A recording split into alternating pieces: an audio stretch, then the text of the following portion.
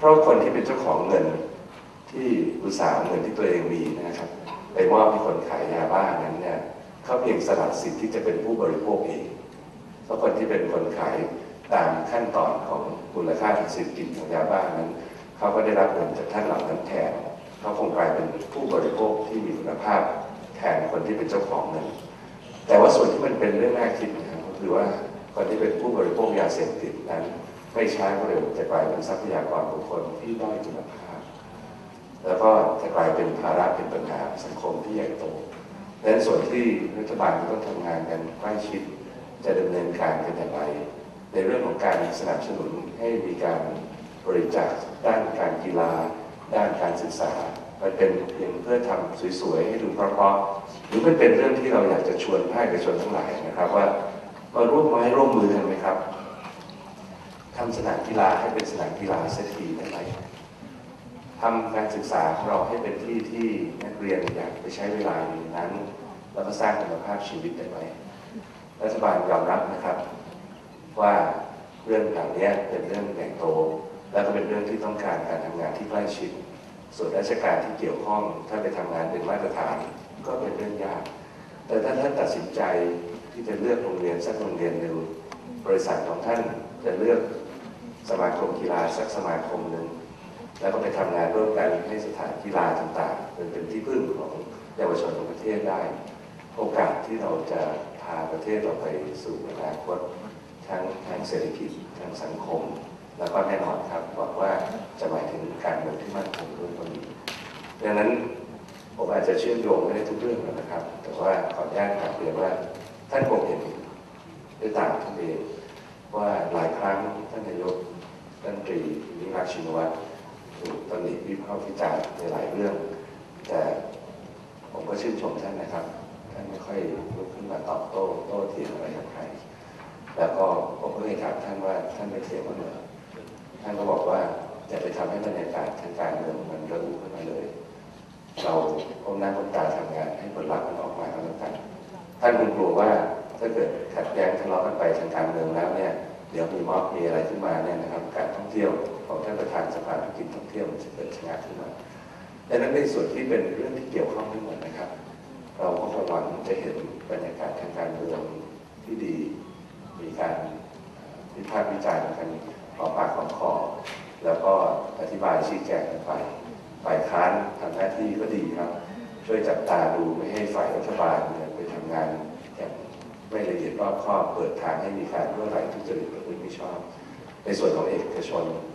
ท่านก็มีส่วนช่วยนะครับได้ทุกเรื่องเลยตรงไหนที่เขาจะคอร์รัปชันกันเนี่ยมันคอร์รัปชันได้มักจะมีเอกชนเกี่ยวข้องด้วยแม้ว่าคำว่าคอร์รัปชันจะแปลว่าช่อราชบังหลวงก็ตามนะครับแต่ว่าในบางส่วนเนี่ยอาจจะเป็นหลวงบางหลวงกันเองก็มีเนี่ยแต่ผมเชื่อว่าถ้าหากว่าท่านช่วยเป็นหูเป็นตาสิ่งเหล่านี้ก็จะไม่เกิดขึ้นแล้วไม่กลายเป็นปัญหาผมจึงขออนุญาตเรียนท่านว่าอาจไม่มีอะไรใหม่สำหรับการมาชี้แจงรัฐบาลผมในวันนี้นะครับแต่ท่านมาเห็นพร้อมกันนะครับว่าประเทศเราเนี่ยเป็นประเทศที่ยิ่งใหญ่จริงๆเราเป็นประเทศซึ่งถ้าเกิดมีคนวิพากษ์วิจารณ์ในทางลบเขาก็บอกว่าทำไมประเทศไทยถึงได้สเปกสปะขนาดนี้จะเป็นอะไรก็ไม่เป็นสักอย่างจะเป็นเกษตรกรรมก็ไม่เป็นในเกษตรกรรมก็มีสินค้าเกษตรหลายอย่างจะเป็นอุตสาหกรรมก็พูดไม่เต็มคำว่าจะเป็นอุตสาหกรรมอะไรจะรถยนต์จะอิเล็กทรอนิกส์จะสินค้าอาหารแปรรูปหรือว่าจะเป็นเรื่องของสินค้าเกษตรยางพาราก็ไม่เป็นสักอย่างหนึ่งจะเป็นเรื่องของการท่องเที่ยวก็จะเป็นอีโคทัวริซึมก็ไม่เชิงนะครับธุรกิจบันเทิงเชิงอบายมุขก็มีธุรกิจบันเทิงที่เป็นธรรมชาติก็มีธุรกิจที่อยากจะได้นักท่องเที่ยวระดับบนอภิมหาเศรษฐีจ่ายค่าห้องพักแบบคืนละหลายแสนหลายหมื่นก็มีหรือว่าธุรกิจที่เป็นเกสต์เฮาส์ที่ค่าเข้าพักเป็นอัตราวันละไม่กี่ร้อยบาทก็มีผมเชื่อว่าคำวิจารณ์เหล่านี้ครับก็เป็นจริงทั้งนั้นแต่ถ้าหากว่าผมจะอธิบายกลับผมก็จะบอกว่าแล้วมันเสียหายตรงไหนที่จะเป็นทุกอย่างที่เป็นและท่านจะเห็นได้ว่า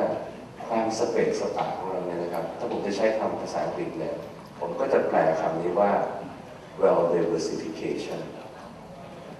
ความหมายคือว่าเวลาที่กลุ่มนี้มีปัญหาเราก็มีกลุ่มอื่นมาช่วยนักท่องเที่ยวที่มาจากกลุ่มบางประเทศที่กำลังซื้อมีปัญหาเราก็มีนักท่องเที่ยวจากกลุ่มอื่นมาช่วยธุรกิจที่เป็นอุตสาหกรรมบางชนิดมีปัญหาในบางขณะเราก็มีอุตสาหกรรมชนิดอื่นมาช่วยสิ่งเหล่านี้คือเราและก็สิ่งที่ผมเรียนว่าเป็นรถแบบประเทศไทยนะครับก็คือการกระจายตัวที่จำเป็นจะต้องพึ่งผู้ทำประตูเดิมหรือผู้ส่งออกนั้นเนี่ยจะมีความกระจายตัวที่ขึ้นไปอีกแล้วก็การกระจายตัวนี้ขึ้นไปอีกนั้นก็คือการทำหน้าที่ของโครงการเศรษฐกิจซึ่งแต่เดิมนั้นเคยสบายเพราะว่ามีคนอื่นช่วยทำประตูให้วันนี้ชีวิตไม่สบายเหมือนเดิมแล้วเราจะมีหน่วยงานอื่นทั้งรัฐทั้งเอกชนที่จะต้องตระหนักรู้ตัวว่าจะต้องมาทำหน้าที่กันในภาคปฏิบัตินะครับผมก็เรียนว่าเราพูดถึง AEC การเตรียมความพร้อมเนี่ยนะครับการที่เราจะเตรียมความพร้อมเป็น AEC ก็เหมือนกันที่เราจะเตรียมความพร้อมสู่โลกเราตระหนักรู้ว่าคนของเราเนี่ยมีภาษาต่างประเทศที่ไม่เก่งคำถามที่รัฐบาลทั้งรัฐบาลก่อนและก็รัฐบาลนี้ได้ต้องตอบก็คือว่ารัฐบาลทำอะไรบ้างรัฐบาลก็คงจะตอบอย่างที่เคยตอบว่าทำอย่างนั้นอย่างนี้อยู่นะครับในฐานะที่ผมเป็นคนหนึ่งผมก็อยากถามว่าแล้วเอกชนทำอะไรบ้างแล้วองค์กรของท่านทำอะไรบ้างถ้าท่านรู้ภาษาเป็นเรื่องสำคัญมีองค์กรของท่านพยายามปรับปรุงภาษาของคนในองค์กรของท่านหรือเปล่ามีความพยายามที่จะปรับปรุงภาษาของบุตรหลานของคนในองค์กรของท่านหรือเปล่าการทำงานที่จะรอให้ทั้งประเทศถูกเคลื่อนโดยรัฐบาลเป็นเรื่องที่น่าเสียดายนะครับผมขออนุญาตแอบอ้างคำกล่าวของศาสตราจารย์ชาวอินเดียคนหนึ่งที่ปัจจุบันถือว่าเป็นคนสำคัญในด้านการศึกษาเนี่ยท่านกล่าวไว้เป็นภาษาอังกฤษซึ่งผมก็กล่าวในแทบทุกโอกาสที่ผมจะกล่าวก็คือว่าท่านพูดว่า to the world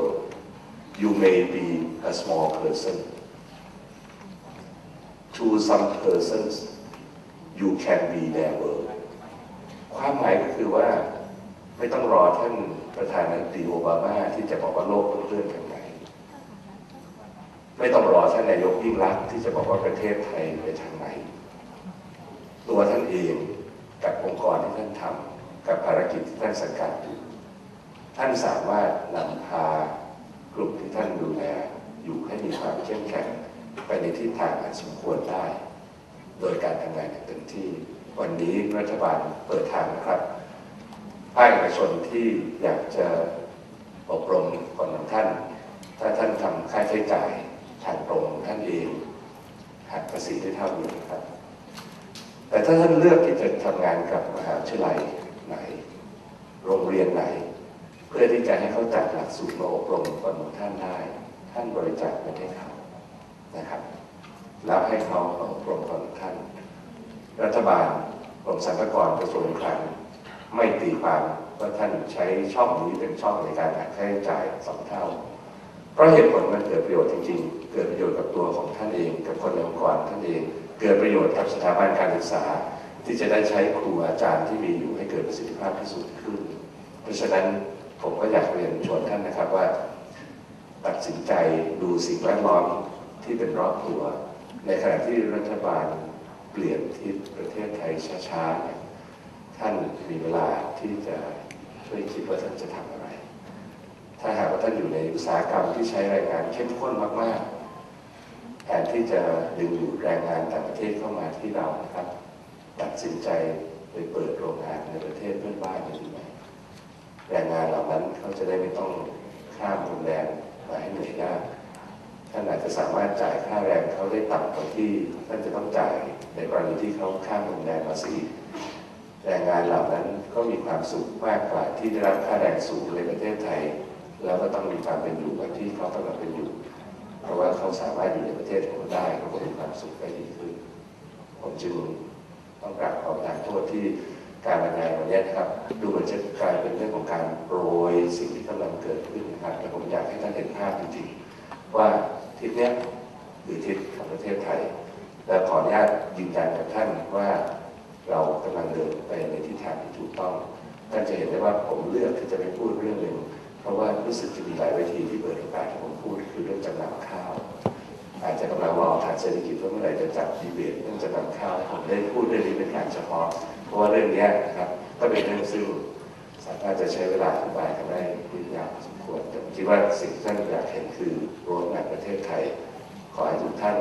มั่นใจแล้วก็มีความสุขกับประเทศที่ถูกหาว่าสเปซสปะแต่แท้ที่จริงแล้วมีการกระจายตัวที่ดีรัฐบาลถ้าก็จะใช้คำว่าสเปซสปะผมก็จะบอกว่าเราจะชวนขั้นสเปซสปะเพิ่มขึ้นหรือลดการกระจุกตัวในการส่งออกและนำไปสู่การกระจายตัวที่ดี